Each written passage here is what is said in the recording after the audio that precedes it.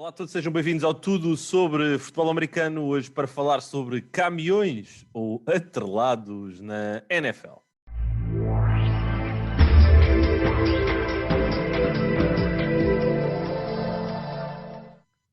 Olá Pedro, aqui começarmos a semana da melhor maneira a falar sobre caminhões e atrelados.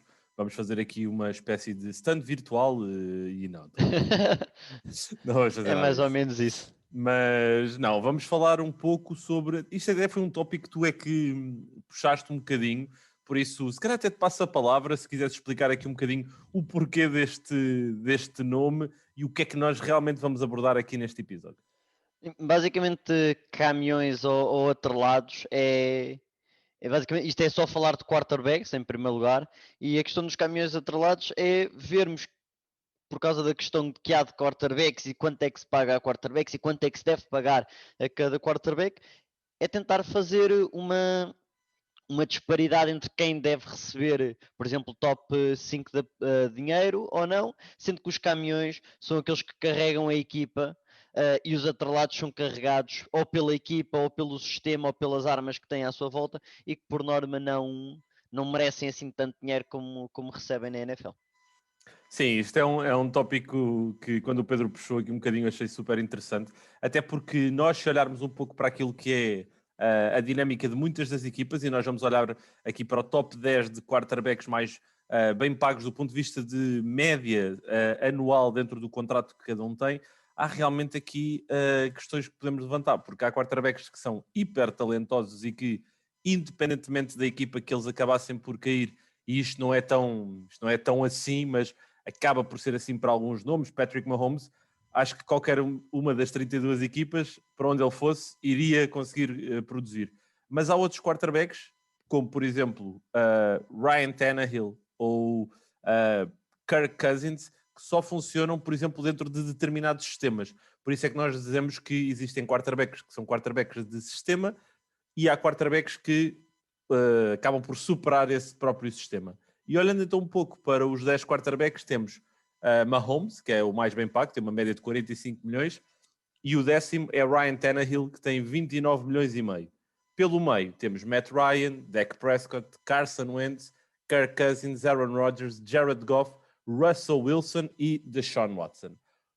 Pedro, o que é que, olhando um pouco para esta dinâmica, nós conseguimos aqui extrapolar? É que eu aqui, de repente, vejo 3, 4 nomes que, lá está, são quarterbacks de sistema, não são propriamente quarterbacks que em qualquer equipa pudessem produzir.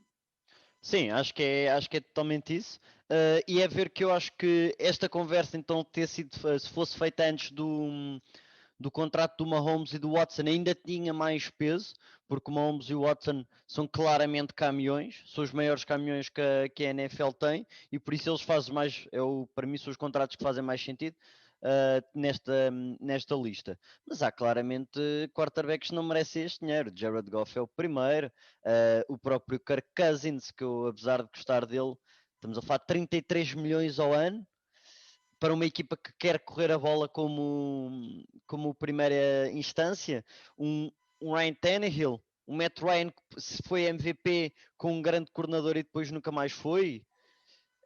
Portanto, há muitas dúvidas mesmo nestes quarterbacks. O Carson Wentz, na altura, vinha de uma grande época e depois os Eagles implodiram e pronto, mas a realidade é que recebe demasiado para o que produz e eu acho que as equipas têm de ter algum tento na língua quando dizem que vão pagar a estes quarterbacks dinheiro top 5, como há alguns que vão pedir. Podemos ver já a próxima leva de jogadores a pedir grandes contratos, que há de ser o Josh Allen, que a meu ver merece, o Baker Mayfield, que há de pedir bom dinheiro, especialmente com uma boa época com o Stefanski, não acho que mereça. Acho que é produto do sistema. Não vejo um quarterback que ganhe 20 milhões ao ano, a meu ver, é capaz de fazer o que o Baker Mayfield consegue fazer.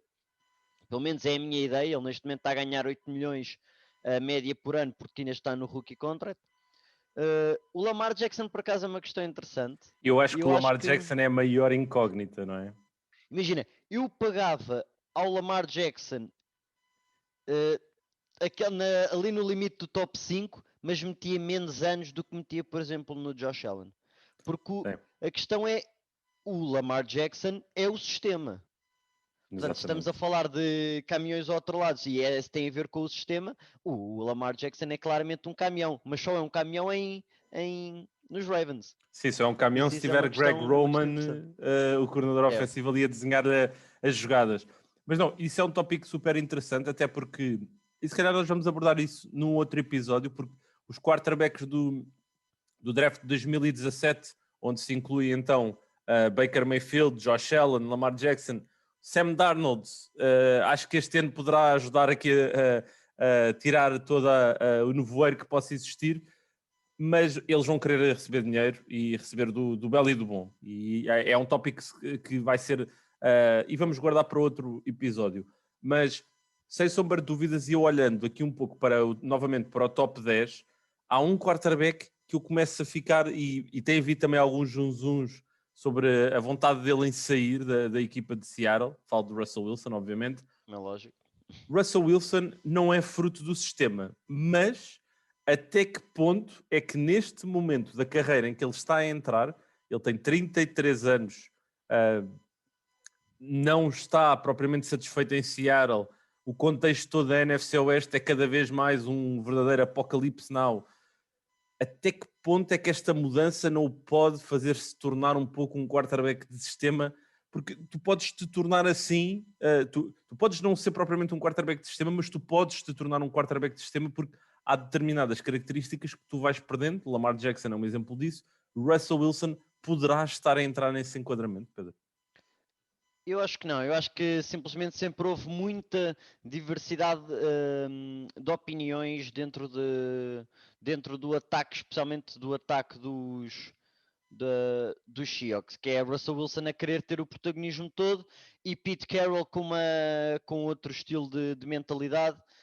Quem estava lá no Schottenheimer também com uma diferença de mentalidade, a meu ver, e nunca foi uma linha reta entre os três. Acho que sempre houve muita luta de poder entre os três e eu acho que isso se tornou claro, especialmente com as últimas declarações de algumas dos vários intervenientes, o próprio Russell Wilson e o próprio Pete Carroll, abertamente dá para perceber que estão completamente em fases diferentes ou em estados diferentes de pensamento. E a meu ver, quem tem o Russell Wilson não pode fazer dele um quarterback de sistema, especialmente com o dinheiro que lhe é pago. Para mim, o Russell Wilson é uma estrela, é um caminhão. A meu ver, eu estaria disposto a meter o Russell Wilson como um caminhão, a dar-lhe as chaves do meu ataque e vivo e morro contigo. Pelos vistos, o Pete Carroll não faz isso, mas ao mesmo tempo paga-lhe 35 milhões ao ano. Sim. Ou seja, não tem a melhor equipa à volta dele porque lhe pagou muito, mas depois prefere fazer outras coisas e não lhe dar a chave da cidade. Por isso, em Seattle eu tenho umas dúvidas. E depois também tinha aqui uma pergunta para ti. Se puder mandar já. Força. Que tem a ver então com o menino Dak Prescott. O que é que tu fazias? Porque ele é falado que quer, não quer os números que ele quer os números do Mahomes, mas isso sabemos que é impossível, mas que gostava de ter algo parecido com o de Sean, que está a cerca nos 39 milhões. Tu pagavas se fosse aos Cowboys ou outra equipa qualquer, neste momento? Não, eu não pagava. Muito sinceramente, olhando um pouco, comparando aqui dois quarterbacks do mesmo draft, o Carson Wentz e o Dak, por exemplo, e eu agora provavelmente posso levar aqui com algum ódio da internet, eu gosto do Carson Wentz. Eu sempre gostei do Carson Wentz. Eu admito que ele teve um ano horrível em Filadélfia o ano passado. Acho que esta mudança para Indianapolis foi a melhor coisa que lhe aconteceu. E se realmente o problema é ele, nós vamos perceber este ano. Mas eu gosto do Carson Wentz e eu gosto mais do Carson Wentz do que gosto do Dak. O que é que eu vejo no Dak? Uma personalidade fantástica. Deve ser uma pessoa, um jogador que eu adoraria ter no meu balneário, mas do ponto de vista de quarterback dentro do relvado, eu não acho que ele é um quarterback que vai levar estes Cowboys, ou muito sinceramente nenhuma equipa a outro nível. Nunca vi nada dele que me levasse a entender isso ou a sentir isso, atenção. Os Cowboys este ano, é verdade, foi o primeiro ano, Mike McCarthy, o novo sistema, o ataque teve muito melhor do que a defesa, é verdade, mas o ataque também teve continuidade com Kellen Moore, não é? Por isso também de alguma forma certo. Era expectável. A lesão dele foi um infortúnio, é uma lesão duríssima, vamos ver até que ponto é que ele regressa também, a 100%, por isso para mim Carson Wentz é melhor do que Dak, e já me repeti aqui várias vezes nisso, já sei que vou levar mesmo com muito ódio, mas eu acho que Dak na casa, eu pagar-lhe algo na casa dos 30 milhões, não mais do que isso, acho que aí é o exagero, e eu acho que os Cowboys vão eventualmente aplicar-lhe o franchise tag, acho que o têm que fazer, por várias razões, quer seja de cultura desportiva dentro da equipa, quer seja pela própria dinâmica do plantel. Pensa um bocado a mensagem que Jerry Jones poderá estar a mandar para o balneário se aplica um franchise tag ao seu quarterback. O seu quarterback tem uma lesão que terminou a época e uma lesão que pode terminar carreiras, e depois no ano a seguir ele não lhe aplica a franchise. Sim. E é de género, olha, vai-te embora, és dispensável. Eu não os vejo a fazer isso.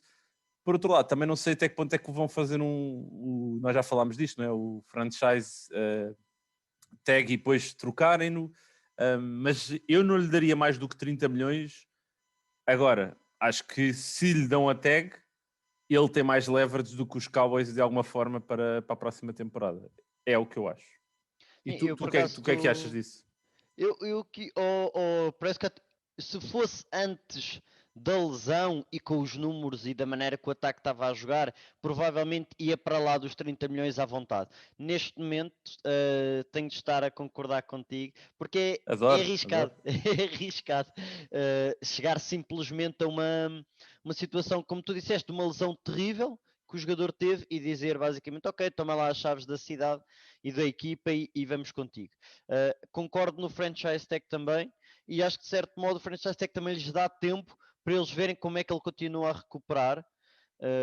Acho que o ponto do Kellen Moore e do Mike McCarthy e continuar o sistema ofensivo acho que é importante, e acredito que ele seja o quarterback que acaba por ficar nos Cowboys, e não me admirava nada se, apesar de eu neste momento não o fazer, não me admirava nada se perto da época, ou já algumas semanas dentro, eles lhe metessem com 36 ou 37 milhões por ano em cima, e passava neste momento a ser o terceiro mais bem pago, depois do Mahomes nunca ninguém vai lá chegar, ou pelo menos assim brevemente, e o Watson tem os 39.